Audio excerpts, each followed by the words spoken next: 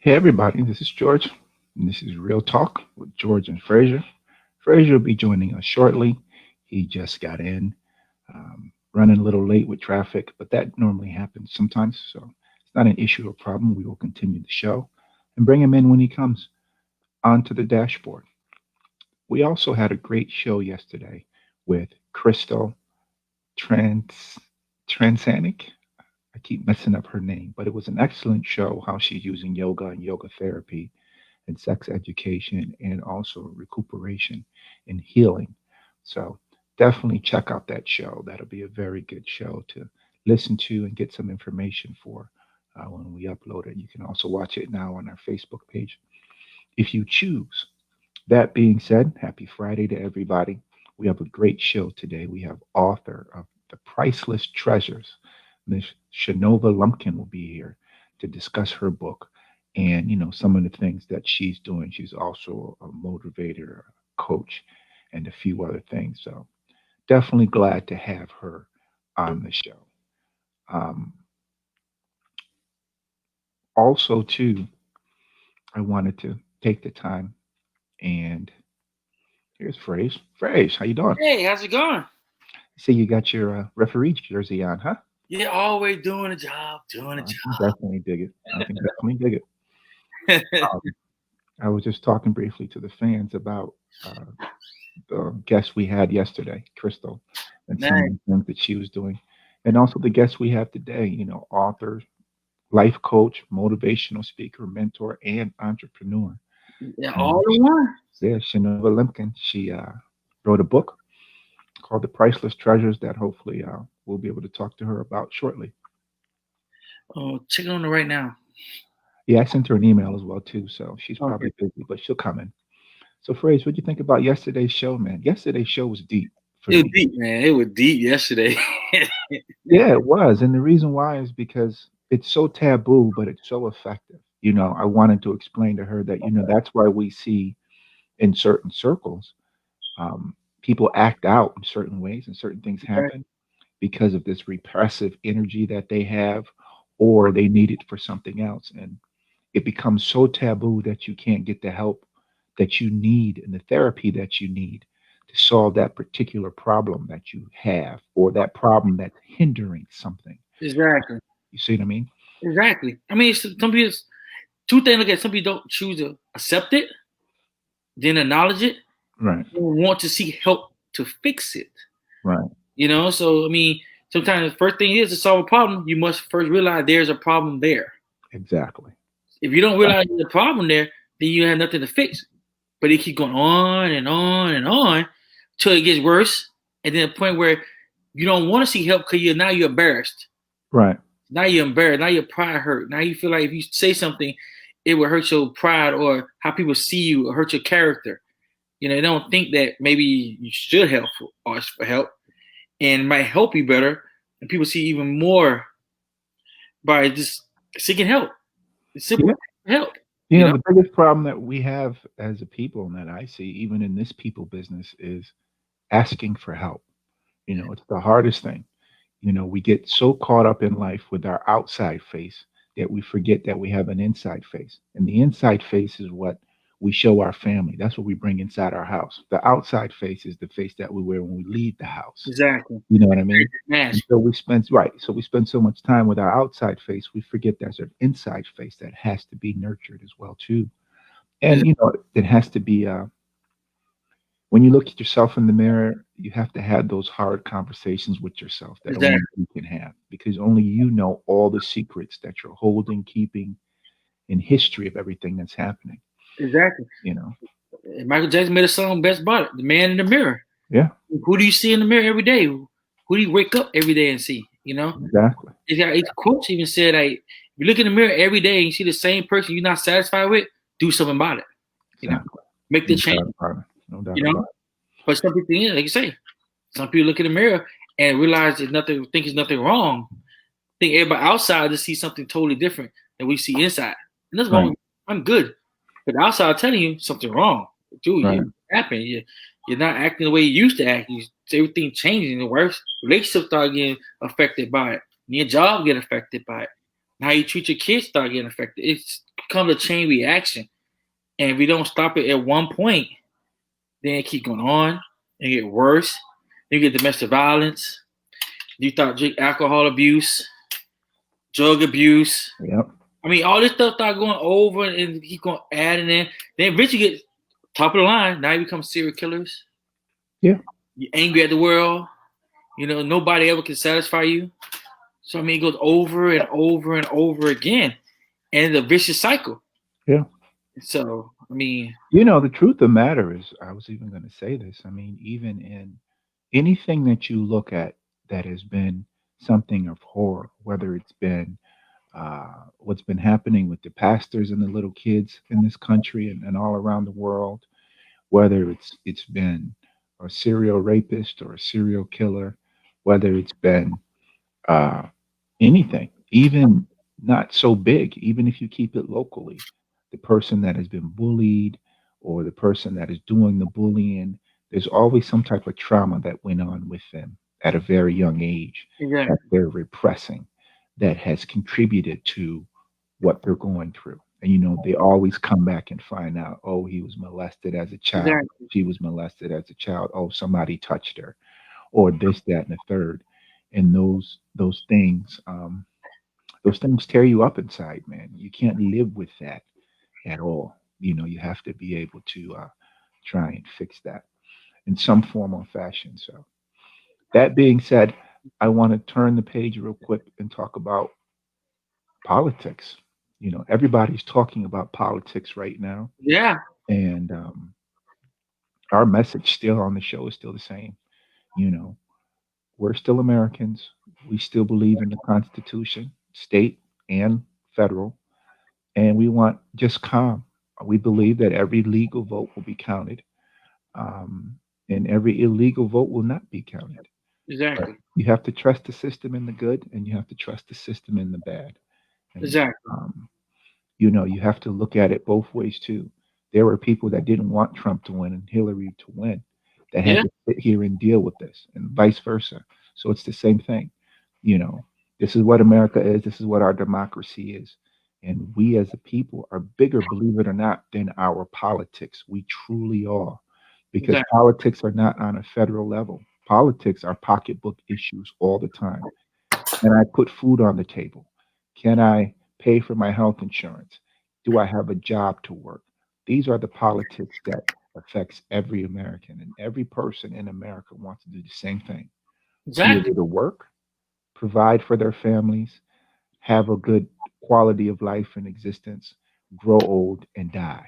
That's basically the whole nut conundrum of what we're trying to achieve here. And whether you're Democrat, Republican, I feel like everybody is in the same boat when it comes to that.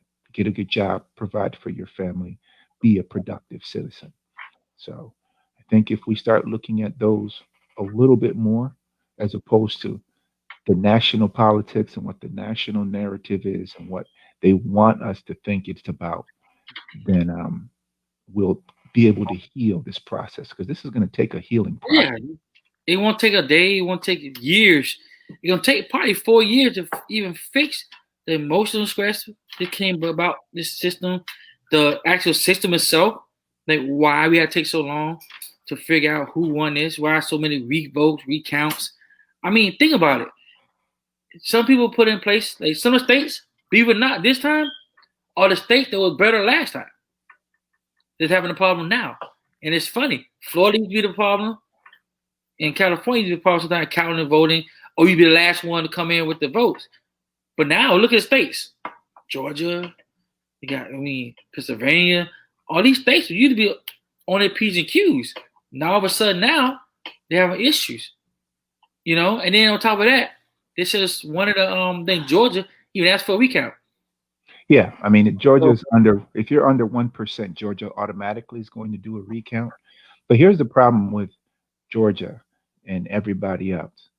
Because of COVID, I knew that we were going to have a lot of mail-in ballots. One, nobody was going to be standing in those lines all those times to sit there and cast their vote. exactly, And the system was never set up to have, like, in certain places, you have 2,000, 1,800 poll workers that have to sit and count 5 million ballots. So just do the math on that. Okay. exactly, It doesn't, you can't have it the same night. You can't have it. And the two things that I see that really, like you said, is affecting the system right now is those states that had some of the most stringent policies when it came to voting. Everybody talks about, oh, something might have been wrong in Wisconsin and Arizona and Nevada. Those were the states that had some of the most stringent policies when it came to voting. So why would there be fraud there? Even Pennsylvania, believe it or not. exactly, You know, some of the strangers, I mean, because Pennsylvania didn't always have a Democratic governor. They had a Republican governor and a Republican legislature that put those things in place. So there's no, I understand that you want to hype people up, but this is my thing. The danger with hyping people up is people will take action based on that. You see what I mean? exactly, And when you have people that are willing to take action, like they feel slighted or they feel like, oh, the election is being stolen or this, that, and the third, it becomes dangerous for everybody. People get hurt, people get maimed, people get killed because of that. And, we don't live in a third world country where we have to take up arms every time we have an election. You see what I mean? We have to be able to trust the process. So that's really where I am with that. yeah, exactly. I mean, true. I guess having a problem to sign in is the poor connection where she's at. She would Oh, actually she called in. Do you want to try to do call in? oh yeah, have her call in. Wait, she can use the link that we sent her to come in, and she doesn't have to use her video. She can just use the mic. Oh, okay, okay. Yeah. To Sometimes with a poor connection, they can't video conference, but they can do audio.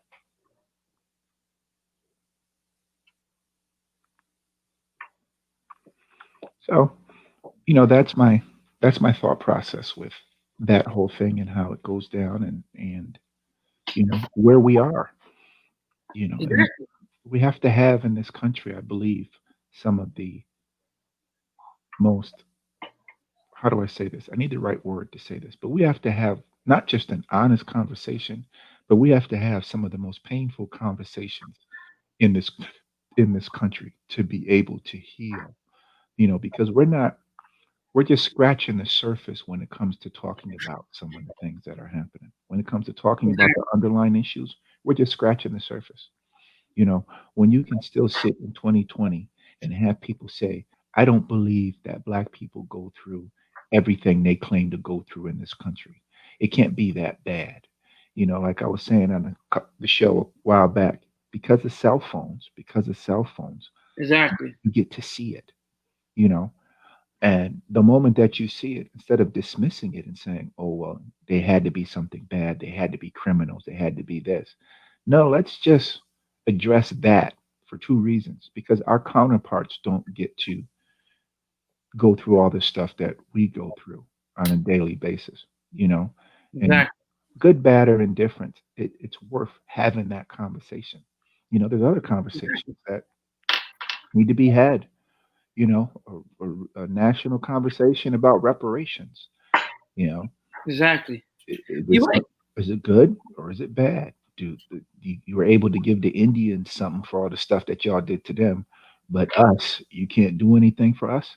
Now, I haven't come down on reparations on Yeah. either side for two reasons.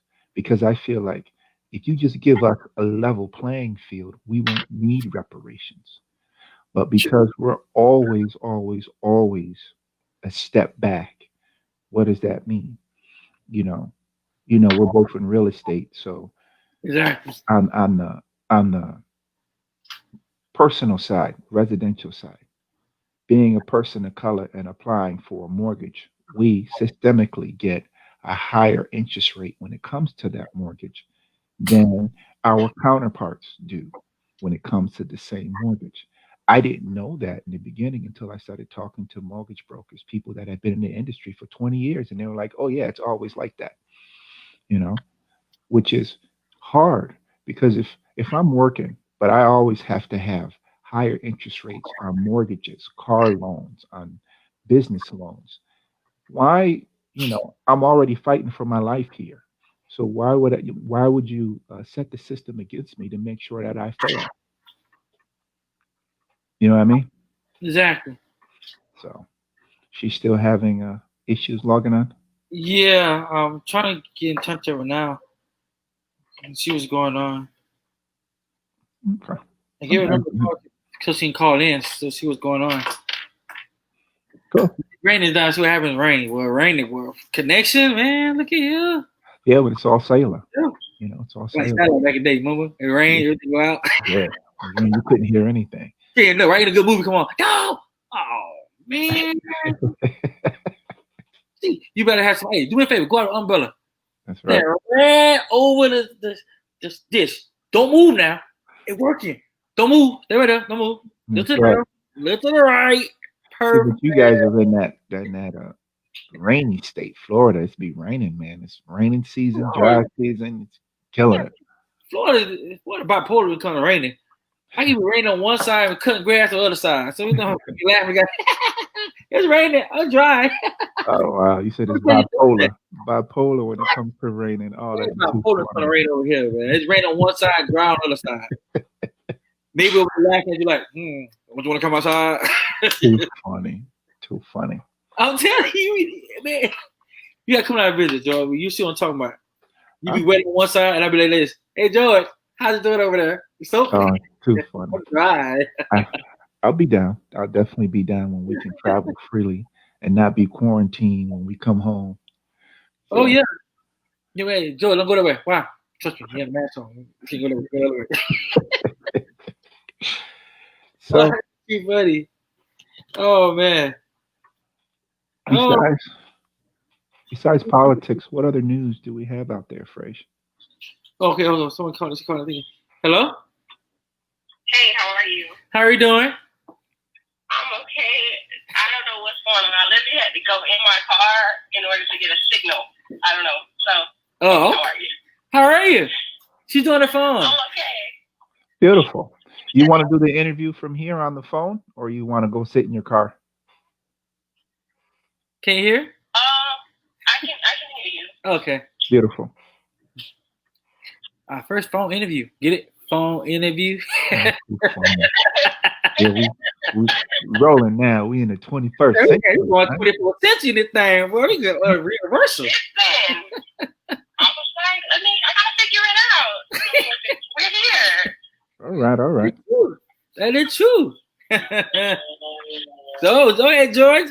She's on the phone. We got all it. right. Yeah, So tell us about your book, The Priceless Treasures. What was your inspiration for the book? My inspiration was I had a lot of built up feelings and emotions that I was just trying to figure out the best way to channel it. I was dealing with a lot.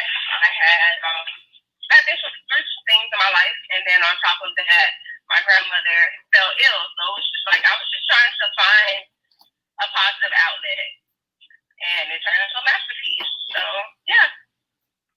Nice. That's awesome. Now, when you say going through a lot, was it financial, physical, psychological, emotional? Because sometimes two of those things can compound, a lot of things that you're going through. It was definitely a little bit of everything. I just felt like it was the domino effect. Life was happening back to back, and the chips were just falling. And I was trying to just keep myself afloat mentally.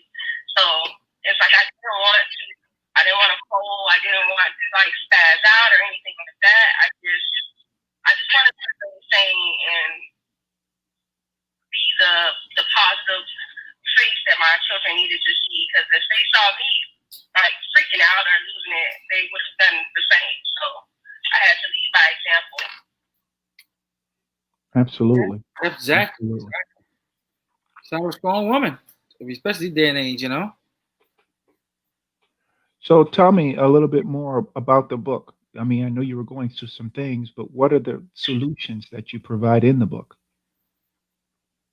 Well, I would write like messages to myself daily. Like the messages that are in the book were literally written to myself. And then of course the people that are close to me, I would write messages to them as well. So for example, like a lot of women we deal with insecurities. So I would write myself every day to tell myself that I was beautiful and tell me that I validate me. Like society doesn't just have to start telling myself, what I love about me. Like, hey, I love my big legs, or I love my parent toes. I love my imaginary height in my head. Like in my head, I'm like 6'3". I'm not gonna lie to you. Look, in real life, I'm like 5'5". So it was just like I said, one day at a time. Right. Okay. One day at a time. Exactly. Sorry, take it one day at a time. Did Right. you find those? I'm sorry, Frazier. I just have one more follow-up question. Did you find those messages that you wrote to yourself as your security blanket, and also started to break through some of the things that you were going through because it seemed like your subconscious self was reinforcing all your insecurities your physical self had? Well, they were more than just security blankets. They were definitely motivation. They were inspiration, and then they also became a help to others because I realized when I started to share, not only was I making myself better, but I began to help others to be better and to feel better about themselves. Right. So it was definitely more than just a security blanket. Nice. Go ahead, Frazier. Oh, so let me say, I'm looking at some of the pictures, and you're like a lot of young ladies who are approaching you. Do you find your inspiration, like you say, your motivation coach? Do you help more younger women who are going through the exact same events or tragedy or abusive relationships? And do you find yourself helping them out more now than probably before you went through all the trauma and stuff, whatever? Do I find myself helping them more? Yeah, more. So like sometimes you went through an event before, you were probably helping, but now that you actually went through it with the book and everything, and you actually now feel what you had to go through, and they're probably going through the exact same thing, but probably not as strong as you. They come out.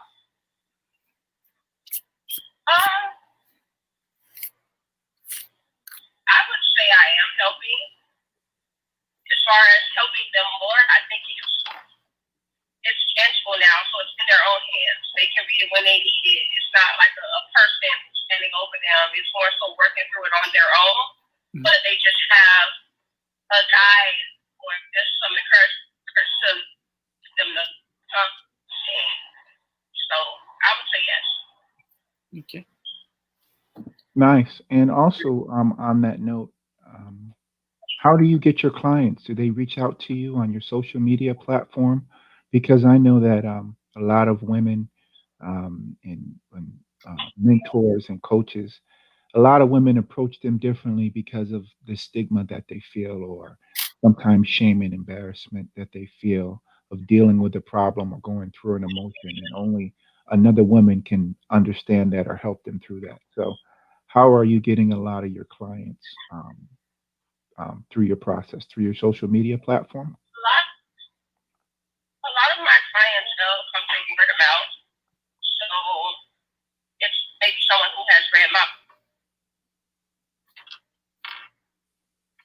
Or I meet people and have random conversations, and then I'll tell them about my book. So as far as them asking what my credentials are, they wouldn't even know unless they looked on my social media page. Right. Gotcha. All right. Go ahead, Frazier. Oh, well, dang, you both put on a spot like that. I'm sharing. I see. Let me see. So is there any particular event that you went to that you find more dear to yourself, that you feel like you did more influence with, like say a conference you had, or was it a special meeting you had of some sort with a young lady you were talking to or something? that stayed dear to you? Like you always remember that you achieved so much of that one particular meeting. Well, there are these young ladies that I was mentoring at Sunrise Senior High School. Mm-hmm. And to be honest, that has been one of the best experiences I have ever encountered, to be able to breathe life into young ladies who were dealing with struggles that I dealt with as an adult. So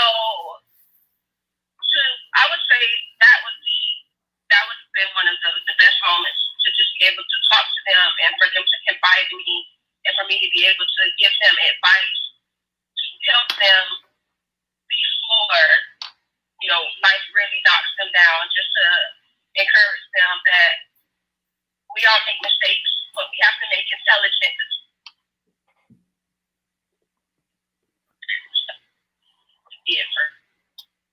Okay. Really quick, do you have a website that we can let the fans know about?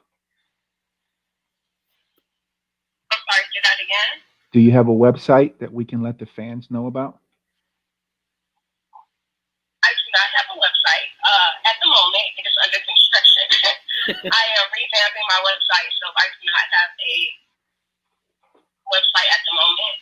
But they can always contact me or follow me via social media, Instagram _@Priceless Treasure. Okay. And my books, they're available on Amazon. Oh, yeah. One more thing. You have a few other books I've seen. You want to talk about those books also? I've seen you have maybe one more book you published. I saw on Amazon. You want to talk about that a little bit too? Which books did you see? Ooh, yeah. Yeah. Which one are you asking about? All of them. Okay, cool. What are your favorites? What are your favorite books? How many books have you written? Tell us a favorite book that was hold more dear to you. Right now, my favorite would be The Line. That's it's an affirmation writing journal. And that one I just put out recently. I love that book. It was a 50-day self-reflection, detox, revolution. It was just a lot in one. And by the time I finished my 90-day, I just really felt light. I felt like my thoughts were clear, that I could really see, what I want, where I would like my life to go.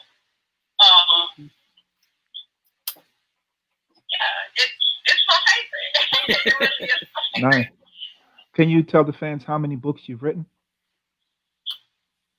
Thus far, I have published 3 books. I've written a lot of books, but I just want to take my time to put them out. So, yes. I can understand it as an author. I've published 4 books. So I definitely know what you're going through. Absolutely. Absolutely. Put out anything. Like, I want you to understand that I put my heart and soul into my books. That's so, right. Thus far, there are 3 published books. The second book that I published. Okay. Absolutely. That's for the transitioning youth. Okay. Right. Well, we want to thank you for being on the show. Thank you for calling in and talking to us. Hopefully, we will go ahead and work out the issue with the stream and the link, so next time we can see your face. Exactly. And keep it going. Exactly. So we understand that the connection is getting terrible. I understand the rain will be kicking in. But I was like, what is going on? No, listen. I had to make sure I got through, though. So I'm here. That is true. Absolutely. We appreciate the effort. Thank you for coming on the show. We definitely have you back to make up for it. Okay. No problem. Just let me know when. Exactly. Want a fan to see the person behind the book, right? Right. I agree with you. 100%. I mean, it would have been great. It would have been an awesome experience, but unfortunately, it's not happening today. That's quite all right. Quite all right. Real day, you made it. The most important thing, you made it, and you made an effort. So what we're gonna do is to have you come back. This time you're a lot better. No rain.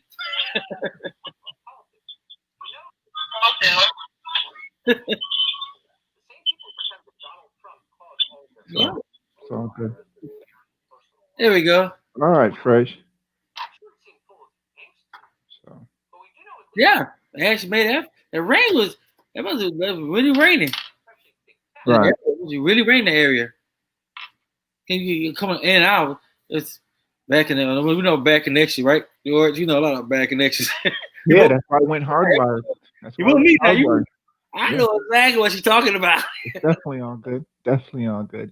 Sometimes these things happen, but at least like I said, I'm glad that she actually made the effort to go ahead and um, come on our show because some people just would have canceled, and there's nothing wrong with that. This is a new platform, and this is a new media outlet that you can do anything. So definitely all good. Exactly. Um, we have we don't have to do the whole hour unless you got things you want to talk about. Ooh, let's see. We got sports. You can Let's do go. Let's get it. whatever. What about that Dolphin win? Hey, Look at Dolphin you. win.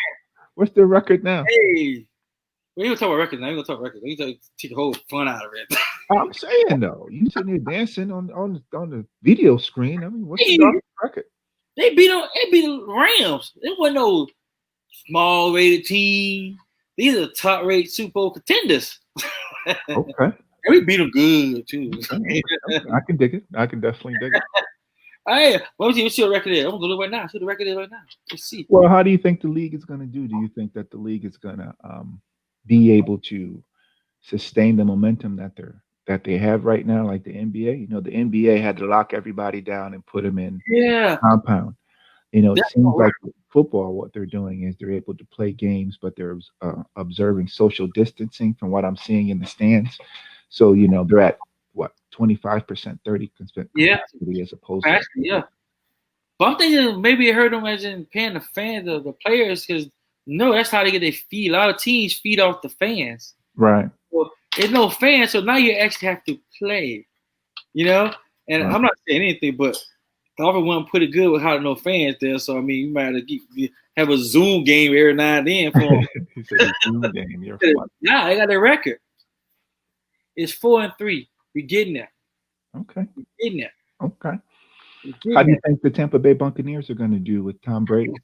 From what I Ooh, they see too. They got a nail biter win last week. A nail biter came down to a wire.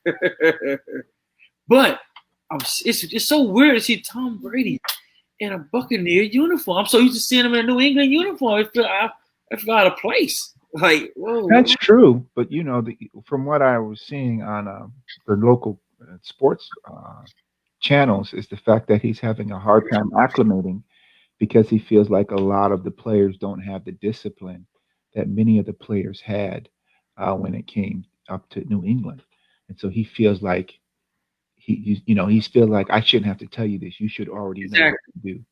But that discipline and that type of outlook for each team is completely different. Exactly. New England was a team that they put together basically around him. So all the players that came in knew what Brady expected of them to where he didn't have to come back and, you know, tell them or scream at them, hey, why are you not doing this? Why are you not doing that?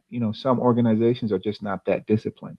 On Exactly. the same level, Cam Newton is struggling in New England. I mean, absolutely struggling. Well, like you go back to you said, it's the team around you. He's Cam Newton, a new guy coming to a system that was made for Tom Brady. Right, Was not made for Cam Newton. right, Now they got the same way Brady going through in Tampa, Newton going through in New England. right, They're both different offenses, different ones. And you notice Cam Newton not a person where he would come in and say, get up, come on, let's do this. He's not that person. He expects right, you to do no matter what. Once he comes to that line, you know what to do. right, And you see Brady on the end learn out to what the coach had to go through in practice. He just had to do it in the game time. Now, like, hey, off the line, where you going? Block here. No, block this guy here. I need one route here. But he's not used to that. But guess what? It makes you a better player. Look at Peyton Manning. He went from Indianapolis coach that was made for just for him to Tampa to the Buccaneers, who wasn't made for him, but actually fitted to him. right. And he actually won with that. But some teams need that leadership. I mean, like, if Cam Newton wants to be the leader of that team, he has to show that team he's worth following. Right. He had to do it for him. Right. He had to do a job. And you see what happened with going down to Tampa Bay. They're now starting to believe in him now. Right. They're starting to buy into his system. Look, if you follow me, I will get you over that hump.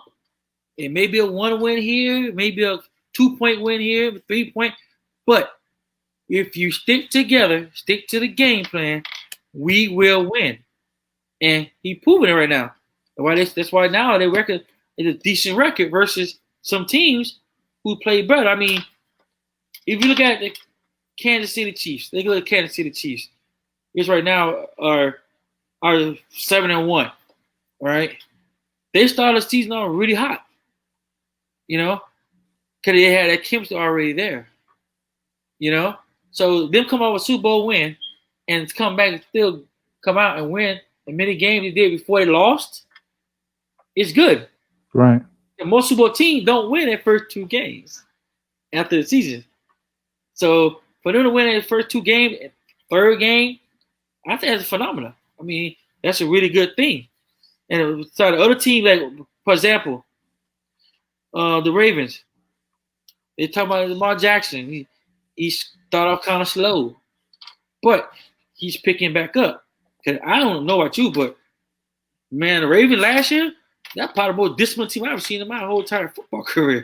Right. They didn't move an inch. They didn't move to the ball snap. They didn't move. They were so disciplined. They fed off of him till it was he bored until they won the Super Bowl. So when they didn't go to the Super Bowl, everybody like, wow, what happened? You know? So it's like there's so many things to look at when you're playing ball that people don't understand behind the scenes. The preparation, all that stuff there. Even the worst team in the league goes through tedious practices, meetings, film, all that stuff there. And sometimes the players are more disappointed in the coaches. Like, for instance, for example, you go back to like high school ball. Right. You have a lot of talent. But if you, as a coach, don't know how to utilize that talent, what happens? You lose. It doesn't mean your team was terrible. It doesn't mean the team didn't put effort into it. Your game plan wasn't there. Right. You know, your game plan wasn't in place. And as a coach, I think you have 2 things to look at. What do your players can do? What are their strengths and weaknesses? Don't ask the player to do something you know he can't do. Right. You got a quarterback can't throw over 50 yards. Why you make him throw deep passes? You know, I mean, stuff like that. Like, you got a running back can't take a hit. Every time he get hit, he fumbles. Don't give him the ball in the middle. Right. Swing him outside. I mean, stuff like this, simple things like that is a key to winning games. I mean, people, I hate New England. Trust me, I'm not a great fan of New England. But one thing they did do and utilize is the strength and weaknesses of every single player. Mm-hmm. Every player knew their job, knew how to do their job. They knew they did their job, they were going to win. You know? But also at the same time, too, some coaches have allowed players to have a mind of their own on their field. That's what they take away from a player. They want the player to be a robot. Go left, go right. Told the player go right, but you told the player go left. Right. You see what I'm saying? You don't get an opportunity to say, well, hey, if he go left, maybe I'm going to cut back and catch him on the back end. Right. So, I mean, that's where the mental part come in effect, where a lot of players don't get that opportunity. You have players on the bench who's football smart, but don't have the skill to get on the field yet.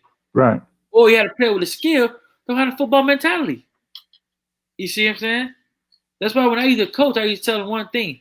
Learn the game before you get on that field. Win the game before you're on the field. Right. You know, if you're a player better than you be better than him. You'll never think you're less than what you are.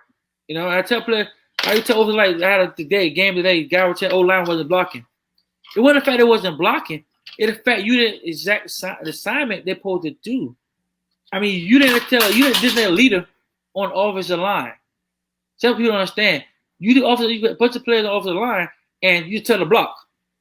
But you have no captain to tell them if they blitz what to do. If they sit back, what to do. You know? Right. You don't know on the poison of the team. You rely totally solely on the quarterback. Now the quarterback doing the exact same thing. You see what I'm saying? There's no leadership on the field. They rely solely on the coach off the field. Right. That's their philosophy. That's not a winning philosophy because who to say not saying anything happened. You ever seen it's I think a couple of years back where the coach actually almost had a heart attack on the field. He called all the plays. No coaches knew how to run the plays. So guess what happened? Right. The whole team went in chaos. It's like ants trying to figure out what to do. What do we do now? You said ant?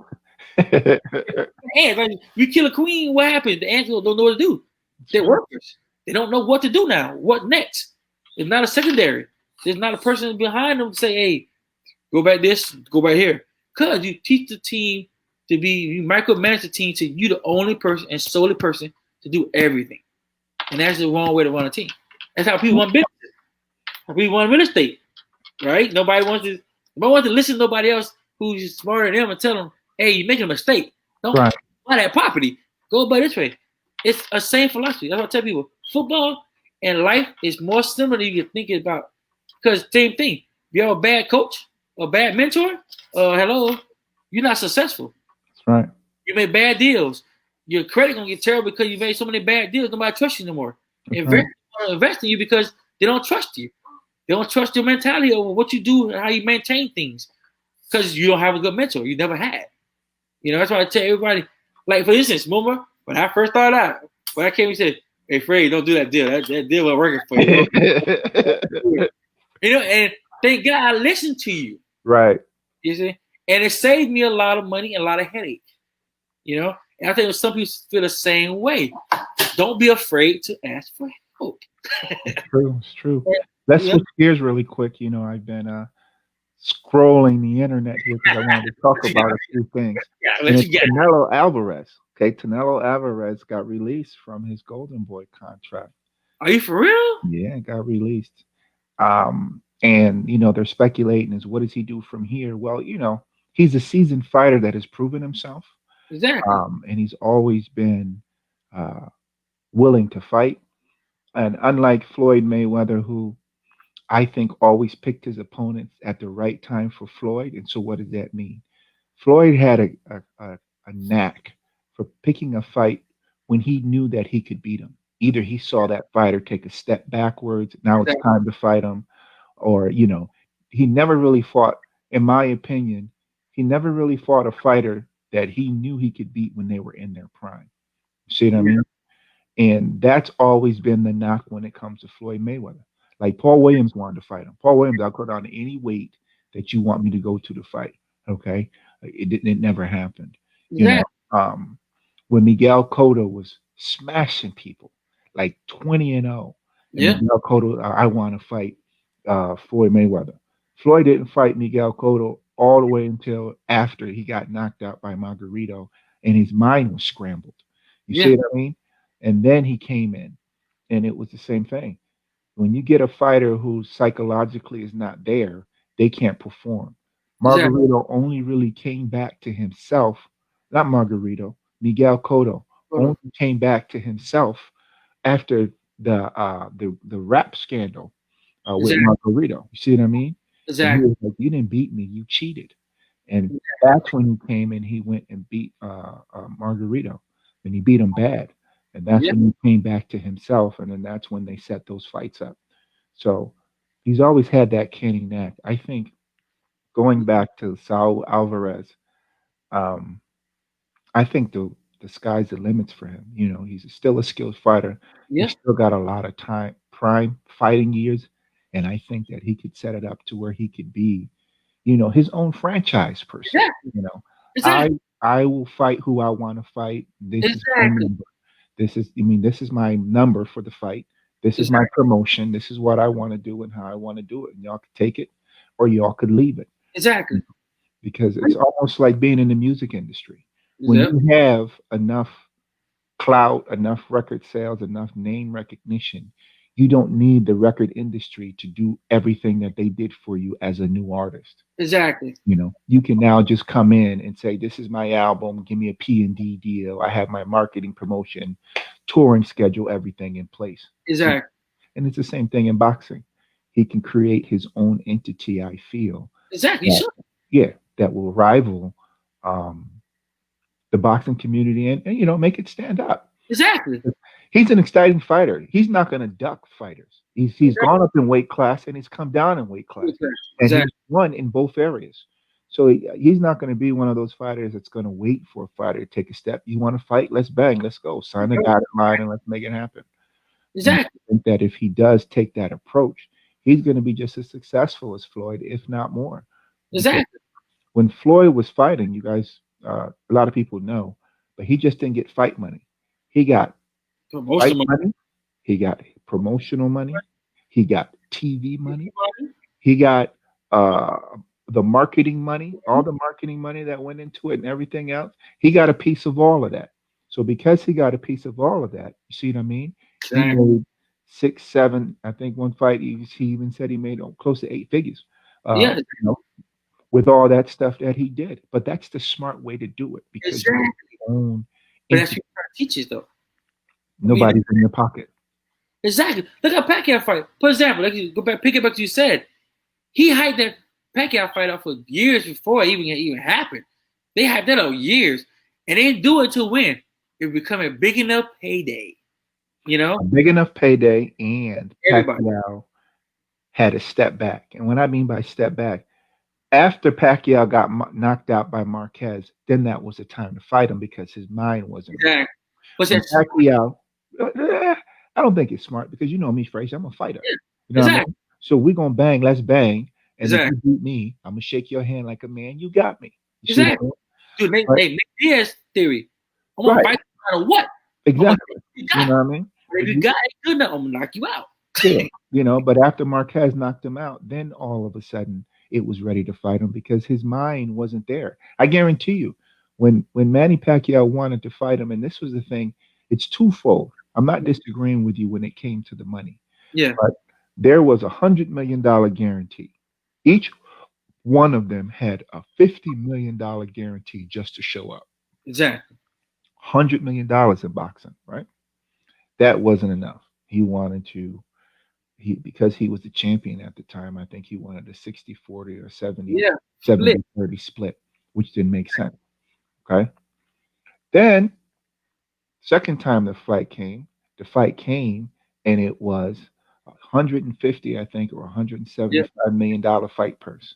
He was still hemming and hawing, and then that's when the camp got into, oh well, it's steroids and this, that, and the third, and blah blah blah.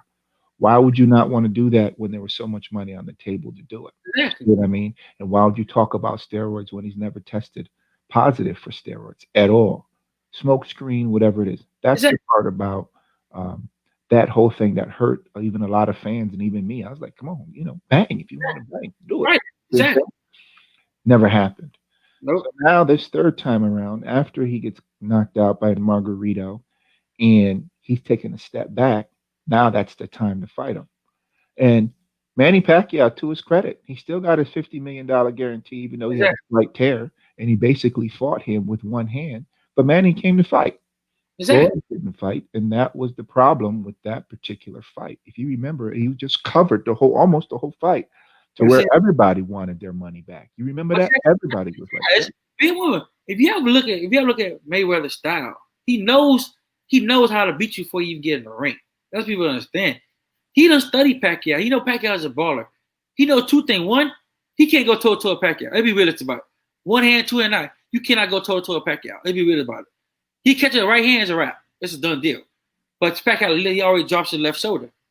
Mayweather knows that. If you ever know where he dropped or what he did, where he react to the left droppage, quick pop up, quick tuck in, he was more strategic.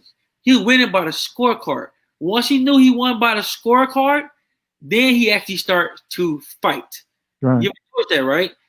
The first couple of rounds, it was all about the scorecards.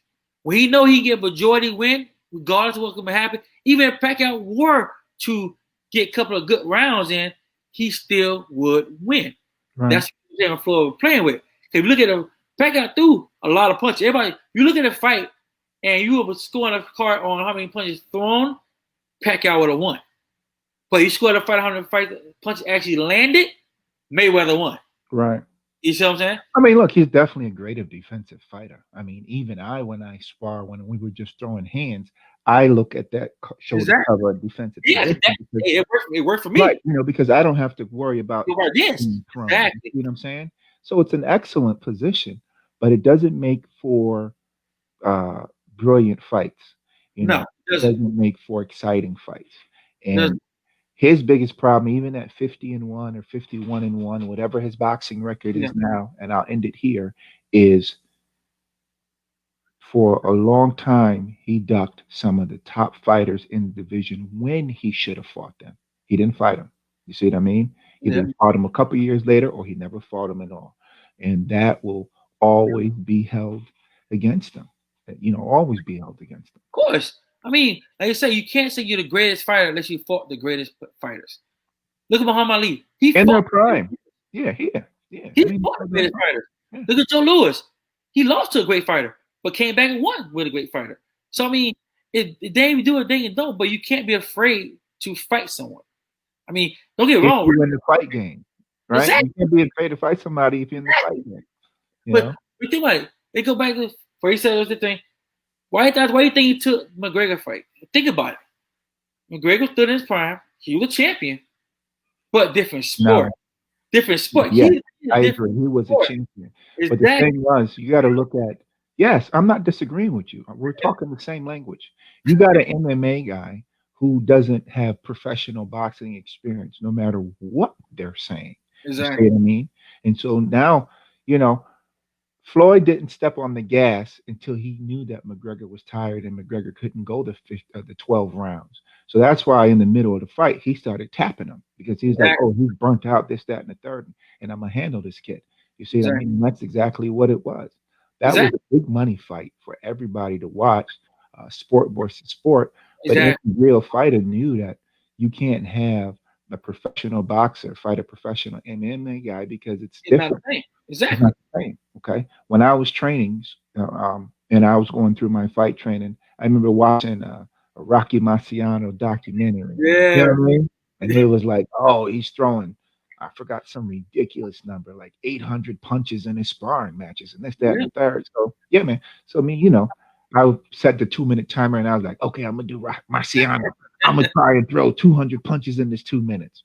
Man, please. By the time I got to like 75 punches, I was just like, why? Because my shoulders weren't conditioned to throw those kind of punches continually. When you throw those kind of punches every 2 minutes, your hands continuously have to move. Not guard, not block, not anything. It's punch, punch, punch, punch. Exactly. Look at Sugar Ray. Yeah. A lot of his fights. You see what I love about Sugar Ray? But like, if he tap you, you got tapped about 50 times. We were like what? Absolutely. And the finishing uppercut was like it was it. He dazed you. Once it, I mean, it showed like you said, like how many punches can somebody really throw in an actual ring without actually have to shield and bundle up? Because everybody knows once a punch that comes, what the first thing do? They start covering up. Yeah. It's covered up. They turtle up. A lot of punches. Turtle up. And that's the problem. Conditioning is the problem. So once McGregor ran out of conditioning, it was over. It was a wrap. Exactly. That's another reason why nobody wants to see that fight again. The money that was spent and the hype value to it didn't live up to the hype. No. So it's definitely all good. But we're out of time, fans. Always. This is George. This is Frazier. This is Real Talk with George and Frazier. We want to thank Shanovia for making her way and coming on to our show. Exactly. Check us out next week. We got some great interviews coming next week. Oh, well, everybody, have a great weekend. Great weekend. Be safe.